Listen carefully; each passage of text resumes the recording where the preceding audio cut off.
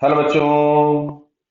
यहां दिया गया है a yo-yo arranged as shown rest on frictionless surface when force F is applied to the string then अब देखो सरफेस यहां पे दिया गया है फ्रिक्शनलेस, यानी सरफेस से कोई भी फ्रिक्शनल फोर्स एक्ट होगा नहीं।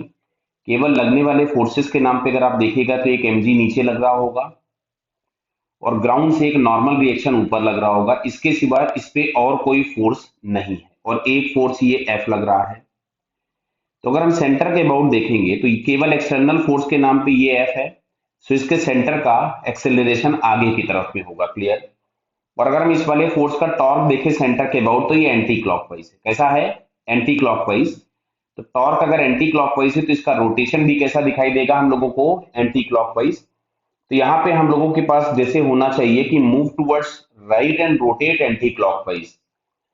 क्लियर है? तो मूव टूवर्ड्स राइट तो ये दिया हुआ है एक आंसर। क्लियर है? रोटेट्स यहाँ लास्ट वाले में लिखा है क्लॉकवाइज, ये काउंटर क्लॉकवाइज को भी हम एंटी क्लॉकवाइज ही बोलते हैं। तो यहां से हम लोगों को समझ में आ रहा है ना बताइए कि नेट फोर्स के नाम पे ये अकेला फोर्स एफ है हमारे पास, तो इसका जो एक्सेलरेशन होगा वो राइट साइड में होगा।